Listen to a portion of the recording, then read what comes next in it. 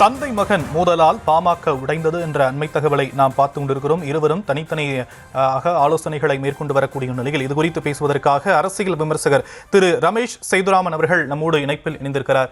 Sir வணக்கம், இணைப்பில் வந்தமைக்கு நன்றி. இப்போ பாமகவில் என்ன நடக்குது? இரண்டு தரப்பா பிரிந்து அவங்களுடைய தலைமையில கூட்டத்தை நடத்துறாங்க, அறிக்கைகளை கொடுக்குறாங்க. தொடர்ந்து பாமக உடைந்ததா அப்படிங்கிற ஒரு கேள்வி எழுந்திருக்குல்ல சார், எப்படி நாம புரிஞ்சுக்கணும்? இல்ல, இது மற்ற கட்சிகள்ல நடந்தா நம்ம பார்க்கலாம். இருவேறு சம்பந்தமே இல்லாத இருவேறு நபர்கள் சண்டை போட்டுக் கொள்ளுது அப்படிங்கிற விஷயங்கள் நடக்கும் அப்படிங்கிறத பாக்குறோம். ஒருவேளை ஒரு சில கட்சிகள்ல தலைமை அவங்க அந்த ஒரு குறிப்பிட்ட தலைமை இருந்து போறாங்க அப்படின்னாக்கா அதுக்கப்புறம் யாரு எப்படி எடுத்துக்க போறாங்கிறது வரும். அங்கேயும் கூட ஒரு செட்டில்மெண்ட்டுங்கிறது நடக்குங்கிறதெல்லாம் நம்ம கடந்த காலங்கள்ல பக்கலங்கள்ல பார்த்திருக்கோம். அப்படி இருக்கும்போது நேற்றே நான் சொன்னேன், இது ஒரு குடும்ப பிரச்சனை அரசியல் பிரச்சனையாகி அது கட்சி பிரச்சனையாகி அது ஒரு அந்த கட்சி அந்த குடும்பத்தை தாண்டி அந்த கட்சிங்கிறதுக்கு அங்க இருக்க தொண்டர்கள் மனதை காயப்படுத்துவது போலவும், அதே மாதிரி இந்த கட்சியோடைய வாழ்க்கையை கேள்விக்குறியாக்குவதும் அதன் எதிர்காலத்தை கேள்விக்குறியாக்குவதுமாக இப்போ நடக்கும் நிகழ்வுகள் இருக்கிறது.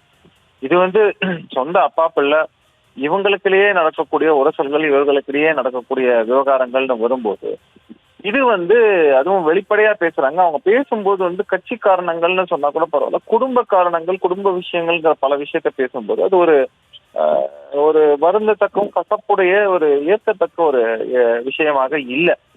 இது கட்சியின் எதிர்காலத்துக்கு நிச்சயமா நல்லதில்லை.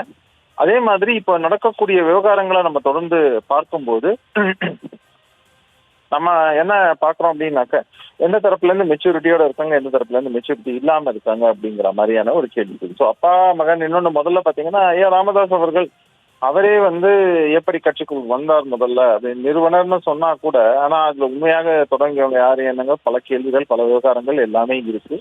அன்புமணி அவர்கள் அவர் தந்தையுடனாக தந்தையின் மகன்கிற ஒரு இதுல மட்டும் அவர் உரிமையில மட்டும் அவர் இந்த கட்சியில உரிமை கோரல, தானும் கட்சியில் தொடர்ந்து கட்சி பணிகளில் ஈடுபட்டிருக்கேன் அப்படிங்கிற முறையிலும் அவர் இது பண்றாரு. இது எல்லாமே ஒரு பக்கம் இருந்தாலுமே கூட 2024 மக்களவை தேர்தலில் அதிமுகவுடன் கூட்டணி பேசி முடிவு செய்து விடப்பட்டது அப்படின்னு ராமதாஸ் தரப்புல சொல்லப்பட்டுச்சு. ஆனா பாஜகவுடன் தான் கூட்டணி வைக்க வேண்டும் அப்படின்னு அன்புமணி பிடிவாதமாக இருந்ததாகவும் நேற்று பல்வேறு குற்றச்சாட்டுகளை ராமதாஸ் முன்வைத்தார் இல்லையா?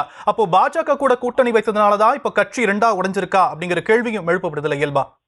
இல்ல அதுதான் சொல்றேனே, நமக்கு பல காரணங்களை நம்ம பார்க்கலாம். சோ தலைமை மாறிவிட்டது, கூட்டணியும் மாறிவிட்டது. இன்னைக்கு இதே அதிமுக பாஜக ரெண்டு பேரும் தானே அதே கூட்டணியில் தானே இருக்காங்க. ஒரே கூட்டணியில இருக்கிறதா ரெண்டு தரப்பும் சொல்லியிருக்காங்க. யார் கூட கூட்டணி வைக்கணும் அப்படிங்கறதான ஒரு கேள்வி எழுப்பப்படுதாங்க.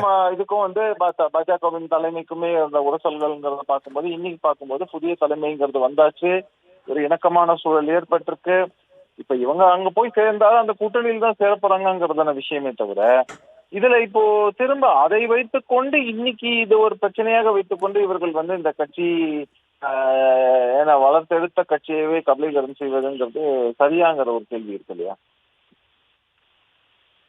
நிச்சயமா சார். இணைப்பில் உங்களுடைய கருத்துக்களை பகிர்ந்து கொண்டமைக்கு நன்றி திரு ரமேஷ் சேதுராமன்.